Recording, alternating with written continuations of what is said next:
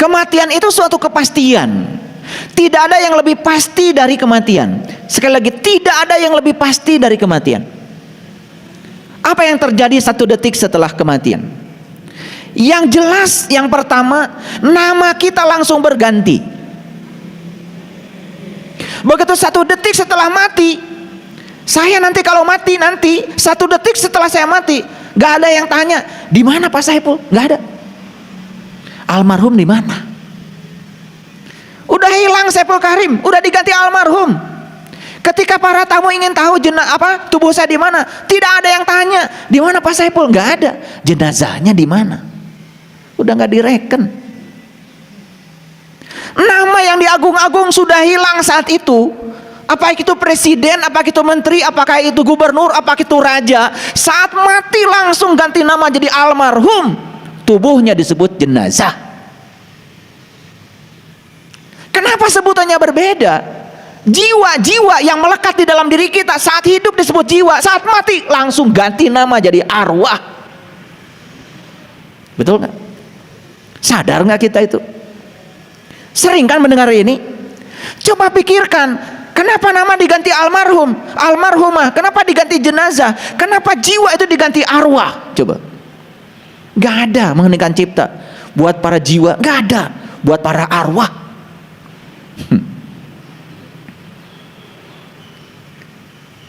Kenapa saya menceritakan hal sederhana ini? Ini kesadaran bahwa saat kita mati semuanya hilang, semuanya berubah.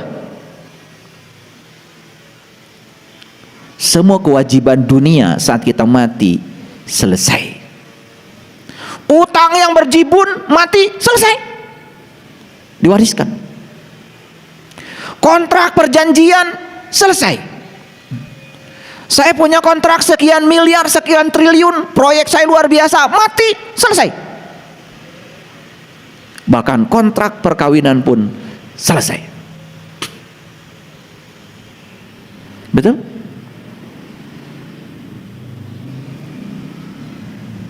Ketika kita sakit menjelang kematian, rasa sakit yang mendera, penderitaan yang luar biasa, begitu mati selesai, dibebaskan. Jadi saya suka aneh saja, ketika seseorang sakit menderita luar biasa, kita tangisi sakitnya, kasihan dia sakit. Tapi begitu dikasih karunia kematian oleh Allah, dibebaskan dari sakitnya, masih ditangisi. Maunya apa? Saya mau nanya aja, maunya apa? Ketika sakit menderita, itu tumor, itu cancer, apapun, dia menderita kesakitan, ditangisi. Wajar kalau ditangisi. Dibebaskan dari rasa sakit dengan kematian, masih ditangisi. Maunya apa?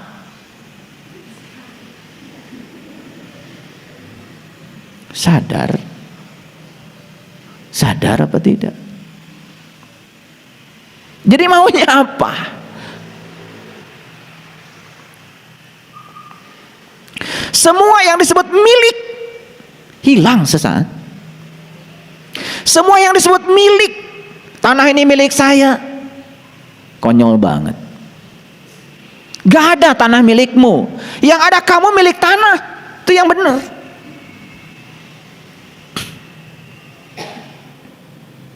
Kita sedang membebaskan tanah di Jelekong itu. Saya nggak mau ribut soal tanah. Mau dijual berapa? Bayar. Kita butuh. Walaupun kita sudah bayar itu tanah, bukan milik kita. Nggak bisa dipindahkan kok. Nggak bisa dibawa kok. Betul nggak? Sudah dibayar tetap aja di Jelekong. Jangan mentang-mentang karena uang kita seakan-akan itu berpindah tangan menjadi milik kita. Nggak ada. Semua yang di dunia ini hanya hak guna pakai. Walaupun ada sertifikat hak milik, itu bohong, itu kertas.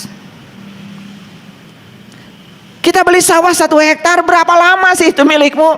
Sebatas kamu bernapas, berhenti napas, pindah tangan pada yang lain. Mana yang namanya milikmu? Apakah kata hak milik berubah ketika mati?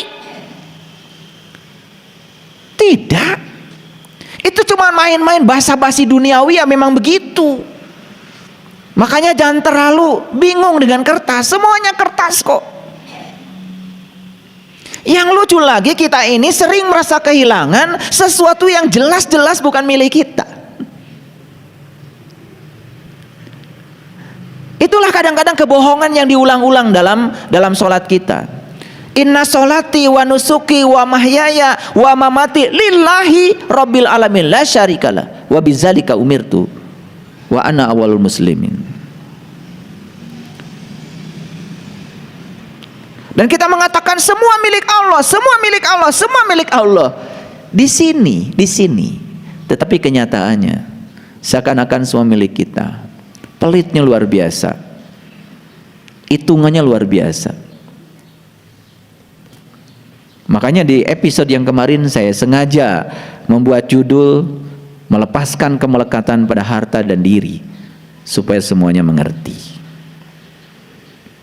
Jadi semua yang menjadi milik itu hilang pada saat napas berhenti. 1 detik setelah kematian semuanya berpindah. Dan kita tidak akan bisa masuk lagi ke tubuh ini. Tidak ada izin lagi untuk menggunakan jasmani ini. Saat kita keluar, kita sadar keluar, kita melihat tubuh kita sendiri. Ada keinginan untuk masuk lagi, tetapi tidak bisa lagi. Maka disebut menghembuskan nafas yang terakhir. Artinya, ya sudah, begitu nafasnya terhembus, nggak bisa masuk lagi.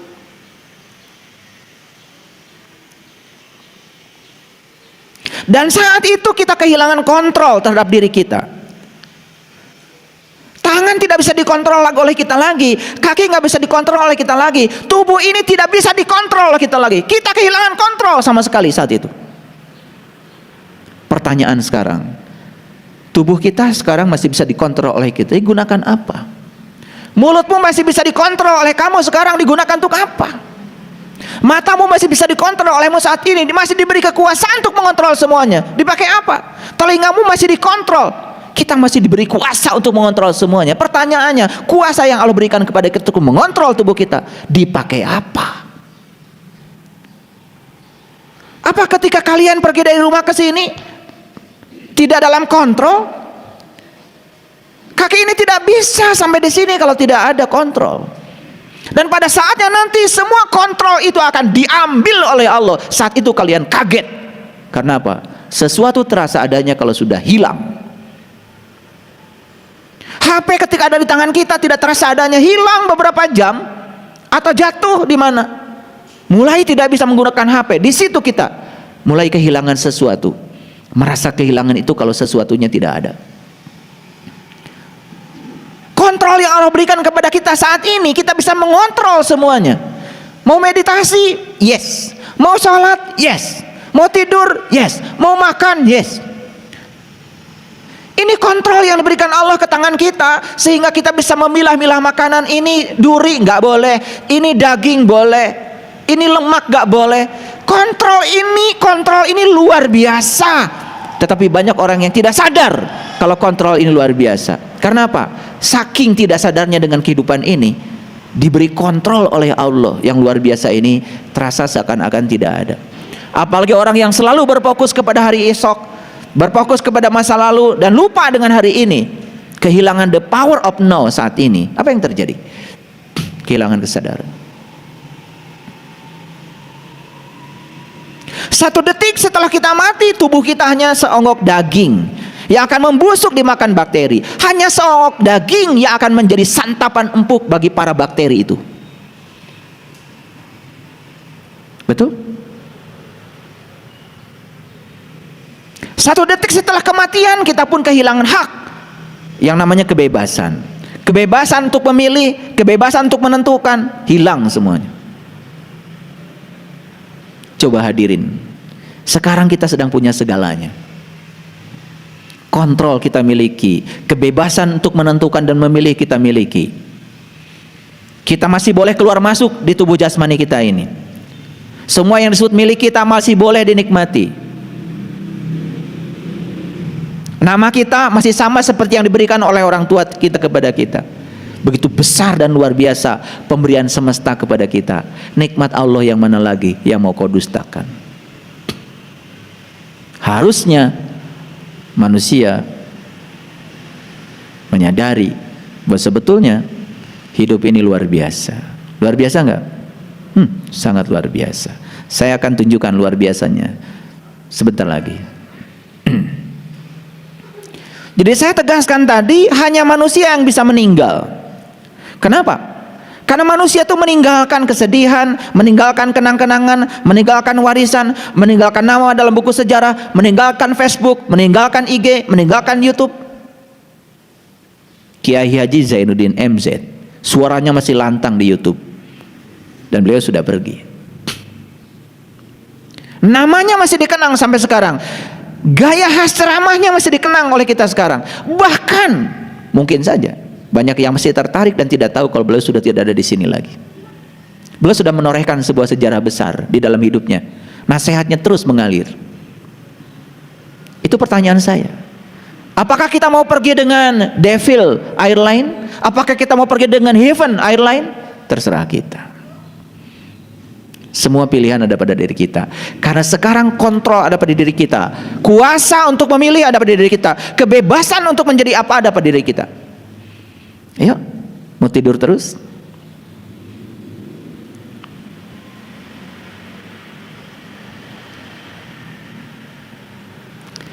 Semua makhluk hidup di dunia ini hanya memiliki satu tujuan. Dan tujuan itu sama, yaitu kematian. Betul? Semua makhluk hidup di semesta ini cuma punya satu tujuan. Dan tujuan itu sama. Apa itu? Kematian. Dan tujuan manusia dilahirkan itu cuma satu. Apa? Mati. Tujuan manusia dilahirkan itu satu. Mati. Awas. Oh, kalau gitu saya nggak usah ngapa-ngapain di dunia ini, karena tujuan dari kelahiran ini adalah mati. Ya sudah, karena saya sudah lahir ke dunia ini, saya tinggal nunggu mati saja. Awas, jangan menangkap makna yang salah. Kalau tujuan dari kelahiran ini adalah mati, berarti kelahiran ini, durasi antara kelahiran dan kematian itu apa? Kalau tujuan kelahiran itu adalah mati, berarti durasi antara kelahiran dan kematian itu apa? Itu durasi untuk menyiapkan diri agar kita bisa mati. Tentu saja mati dalam pengertian bisa kembali ke tempat asal kita. Nanti saya akan tunjukkan videonya nanti supaya semuanya mengerti. Nah, kebanyakan manusia sekarang ini sibuk memperpanjang masa hidup, bukan mempersiapkan diri untuk kematian. Betul nggak? Boleh nggak minum suplemen vitamin? Boleh. Boleh nggak olahraga? Ya boleh. Tetapi jangan terus memperpanjang masa hidup, tetapi tidak mengisi kehidupan. Ngerti maksud saya? Kan ada terus memperpanjang masa hidup. Olahraga yes, hidup sehat ya, tetapi tidak bikin apa-apa dalam hidup, tidak bikin sejarah apa-apa dalam hidup. Hanya terus saja memupuk ego, hanya terus mencari tanpa membagi, hanya mengumpulkan tanpa melepaskan. Kan banyak yang kayak gitu. Itu namanya salah arah. Jadi antara kelahiran dan kematian ini ada jeda nih, ada durasi. Untuk apa durasi ini? Durasi ini adalah untuk menyiapkan diri agar saat mati bisa pulang. Karena tujuan Allah menghadirkan kita di semesta ini kan sebetulnya untuk menjadi kepanjangan tangannya, agar kita menjadi kepanjangan tangannya untuk menyampaikan cinta kasihnya. Makanya kita diwajibkan untuk selalu mengamalkan kalimat Bismillahirrahmanirrahim, atas nama Allah yang Maha Pengasih dan Maha Penyayang. Jangan lupa, Anda datang ke dunia ini atas nama Allah, untuk menjadi kepanjangan tangan Allah. Kok Anda sibuk di dunia ini hanya menjadi kepanjangan tangan dari keinginan-keinginan Anda, dari ambisi Anda, dari hawa nafsu Anda, dari ketakutan Anda, rasa cemas Anda, bukan atas nama Allah. Makanya saya yakinkan pada semuanya, siapapun yang hidupnya tidak didrive oleh Allah, Tidak sadar yang mendrive dia adalah Allah. Dia didrive oleh kesibukannya sendiri, ambisinya sendiri, keinginan-keinginan sendiri. Pasti menderita. Salah jalan. Lah kenapa ketika dia itu hidup tidak atas nama Allah menderita? Memang Allah yang menghukum? Tidak. Penderitaan itu hanya Allah mengingatkan, kalau kamu terlalu jauh berjalan dari diriku. Gitu aja kok. Bukan soal salah benar, itu bukan azab, itu bukan ujian. Nggak ada kerjaan Allah ngasih ujian. Yang suka ngasih ujian tuh dosen, guru. Allah nggak pernah ngasih ujian. Salah tuh yang suka bilang Allah ngasih ujian. Kenapa nih kehidupan? Oh, saya sedang diuji oleh Allah. Enak aja, kapan daftarnya? Emang perguruan tinggi apa pakai ujian segala? Nggak pernah Allah tuh nguji-nguji kayak gitu. Nggak ada kerjaan.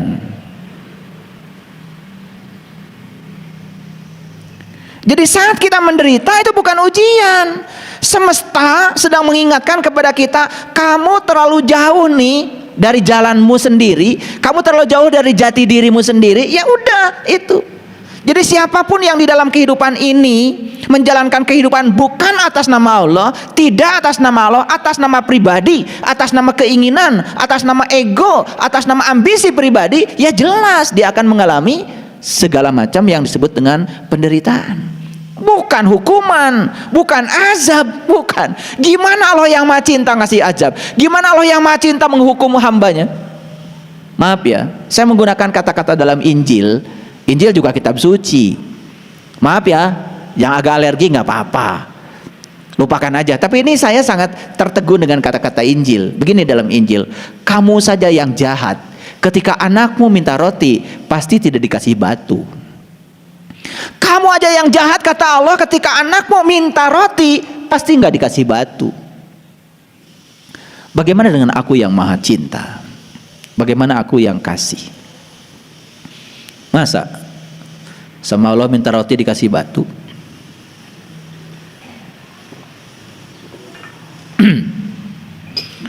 Masa minta uang dikasih ular?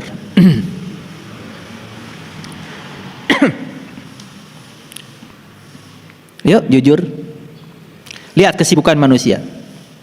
Memperpanjang masa hidup atau mempersiapkan diri untuk kematian? Pilih. Memperpanjang masa hidup atau menyiapkan diri untuk kematian? Silahkan dijawab. Lihat kehidupan orang-orang yang berada. Apa yang dilakukan mereka? Maaf, rumah sakit yang paling mewah. Orang lain berobat di rumah sakit yang dalam negeri, dia nggak mau, dia pergi ke luar negeri. Terus diperpanjang masa hidupnya.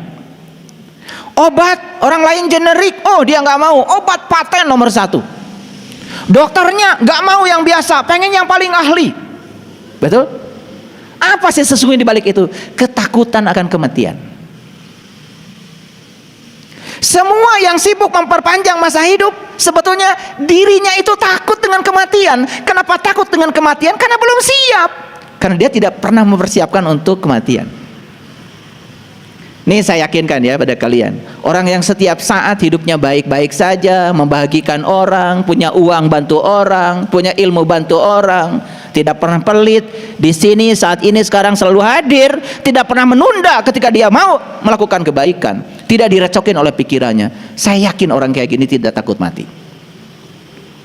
Orang yang terus memperpanjang masa hidup, sebetulnya dia sedang membungkus ketakutan akan kematiannya karena belum siap. Yang dia lakukan apa? Merampok duit orang, merampok duit negara, mengumpulkan kekayaan sebanyak-banyaknya. Jika perlu dimanipulasi, duit yang haram kemudian dibelikan seakan-akan hasil bisnis, namanya pencucian uang. Boleh dia gaya-gayaan, pencitraan, pakai dasi kemana-mana dengan mobil mewahnya, tapi hati kecilnya tidak bisa dibohongi, pasti sieun tah modar.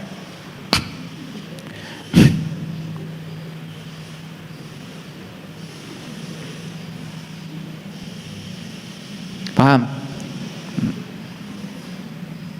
Biar ngerti. Pakai bahasa Sunda, asli itu bahasa Sunda. 99% pelajaran agama Isinya itu cara menjalani hidup supaya bisa mati. Bukan cara hidup di surga.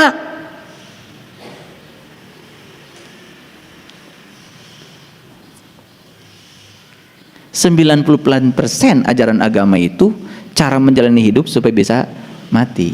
Nah, pertanyaan saya, berapa persen dari 99% ajaran agama yang kita adopsi untuk menjalani hidup agar bisa mati? Kebanyakan digunakan untuk menjalani hidup agar bisa langgeng dalam kehidupan. Betul nggak? Kalau orang yang menjalani agama supaya dia hidup bisa mati, tentu saja dia sibuk mencari uang, tapi juga ada bagian yang dia bagikan. Dia sibuk mengumpulkan, ada bagian yang dilepaskan. Ngerti maksud saya? Oke. Ini belum ke intinya. Saya baru bicara permukaannya. Apakah untuk bepergian libur packing barang? Ya. Mau ke Bali, oh pasti 2-3 hari sebelum ke Bali udah nggak bisa tidur. Betul nggak? Packing barang luar biasa. Peci mana yang mau dipakai, tas mana yang mau dipakai, di pantai nanti sepatunya yang mana, wah luar biasa. Ketinggalan satu peci aja sibuknya luar biasa. Bisa balik deh tak Kak Ima? Tapi saat kematian tiba, tidak perlu packing koper. Betul? Datang telanjang, kata Allah, yuk pulang, telanjang. Sesederhana itu kok.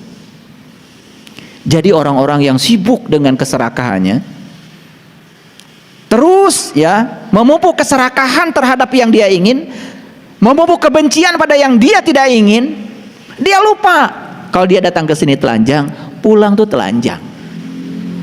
Supaya lebih sopan sedikit, ya dibungkus pakai kain kafan. Itu supaya lebih sopan sedikit, dibungkus pakai kain kafan. Ya pakai doa-doa diupacarakan supaya beda dikit deh dengan yang lain. Kan ujung-ujungnya dibuang juga, cuma cara ngebuangnya lebih sopan dikit. Betul nggak? Iya. Karena memang manusia ini selalu ingin diperlakukan istimewa. Kalau tidak diperlakukan istimewa, marah manusia ini. Iya. Itu. Ada cerita bagus tuh. Suatu saat nih, suami istri nih, suatu saat suaminya meninggal. Dan memang suami ini meninggal lebih dulu karena mengalami tekanan yang berat dari pasangan hidupnya. Meninggalnya lebih dulu. Saking dendamnya kepada pasangannya, jadi semua harta itu oleh suaminya sebelum meninggal itu sudah dibuat wasiat dan dititipkan kepada yayasan amal. Tidak ada yang tersisa. Rumah dengan seisinya kecuali penghuninya itu sudah dititipkan di badan amal. Dan saat suaminya meninggal dengan harta yang berlimpah, tentu saja istrinya sangat girang. Masih muda, cantik, harta banyak, dia pikir nanti akan dapat suami yang ganteng. Wah, luar biasa lah. Lalu ketika suaminya meninggal, yang pertama dia kerjakan itu membuat tulisan di batu nisan. Bukan nengok suaminya, gak penting bagi dia. Bukan pergi ke rumah sakit, pergi ke tempat pembuatan batu nisan. Gitu. Dan tolong ditulis yang bagus. Tulisannya dipesan sama dia. Istirahatlah dengan tenang. Tolong diukir tulisannya yang bagus. Karena hartanya banyak, jadi beli batu nisannya yang istimewa, yang premium. Tulisannya istirahatlah dengan tenang. 2-3 hari setelah dikuburkan, ternyata dari badan amal datang ke rumah, mau ambil seluruh hartanya dengan membawa surat wasiat.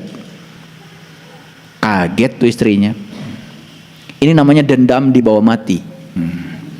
Jadi mati pun masih dendam. Jadi suaminya sudah sudah bilang dalam hatinya, entar lo ketika gue mati sengsara lo. Itu dendam dibawa mati namanya. Ini mungkin nggak kejadian ini? Mungkin. Tapi ini sebetulnya cerita bohong. Begitu dari badan amal datang, rumah disita, mobil disita, sawah disita, emas, perhiasan semua disita, bahkan isi rumah, sendok, piring, semua untuk yayasan amal. Kaget tuh istrinya. Kurang ajar nih suami saya. Apa yang terjadi? Dia pergi lagi ke tukang batu nisan. Tolong, katanya, tulisan yang kemarin belum selesai. Bu, saya seumur-umur kerja di batu nisan ini, kalau tulisan di batu nisan ya cukup begini, Bu. Istirahatlah dengan tenang. Mau ditambahkan apa lagi? Tambah satu kalimat lagi, dipanjangkan. Sampai aku datang.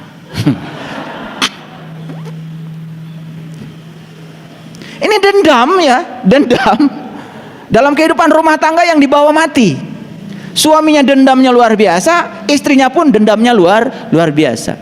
Jadi kalimat sempurnanya jadi istirahatlah dengan tenang sampai aku datang.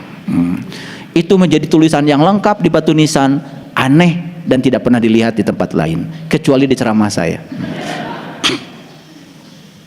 Jangan ditiru ya. Jangan ditiru ya. Jadi datang telanjang, pulang juga telanjang. Tidak perlu pamitan. Jarang orang mau mati pamitan. Pernah nggak ada orang mati pamitan? Jarang. Walaupun saya bisa baca data karma dan akan meninggal di usia berapa, itu nggak akan saya sampaikan. Tidak perlu dan tidak bisa pamitan pada siapapun. Entah tugasnya sudah selesai, entah tugasnya belum selesai, nggak ada waktu pamitan. Nggak ada. Pertanyaan besarnya sekarang, kemana jiwa pergi? Kemana jiwa pergi? Itu pertanyaan besarnya. Kemana arwah ini pergi? Karena kalau jiwa sudah keluar dari tubuh kan ganti nama juga, namanya arwah. Nah, kemana arwah ini perginya? Ini pertanyaan. Kalau tadi mau berangkat ke Bali, jelas pesawatnya, jelas di Balinya berapa lama. Tapi mati, ini jiwa kemana perginya? Pernah nggak mikir? Maka di Quran kenapa ada kata-kata begini? Ketika nyawamu sampai di kerongkongan, pada saat itu kamu harus melihat. Aku lebih dekat kepadamu, tetapi kebanyakan manusia tidak melihat. Itu kan diabadikan dalam Quran surat Al-Waqiah itu. Falaula idza balagatil hulkum wa antum hina idin tangdurun wa nahnu aqrabu ilai minkum walakin la tubsirun. Walakin la tubsirun, dan kebanyakan manusia la tubsirun, kebanyakan manusia enggak tahu jalan. Pernah enggak ada orang bertanya, nanti kalau sakaratul maut ya saya seperti apa? Apakah saat sakaratul maut nanti saya melihat? Apakah saat sakaratul maut saya tidak melihat? Kalau saat sakaratul maut saya melihat, apa yang harus saya lihat? Dengan mata mana saya harus melihat? Pernah nggak ada orang nanya begitu? Nggak ada. Nggak ada. Detil-detilnya seperti itu nggak pernah ada orang nanya. Mohon maaf. Saya waktu belajar spiritual, pertanyaan abadi yang ada dalam diri saya itu, saya nanti kalau mati, apakah saya dalam keadaan melihat? Apa yang harus saya lihat? Dengan mata mana saya harus melihat? Karena itu alamat. Kalau mati dalam keadaan buta, kata Quran, waman kana fi hadhihi a'ma wa huwa fil akhirati a'ma wa adallu sabila. Barang siapa yang buta di dunia lebih buta lagi di akhirat. Gak lihat di dunia, gak lihat di dunia, di akhirat. Aneh kalau orang mengajarkan, katanya melihatnya nanti aja di akhirat. Padahal ayatnya jelas mengatakan siapa yang tidak lihat di dunia tidak akan lihat di akhirat.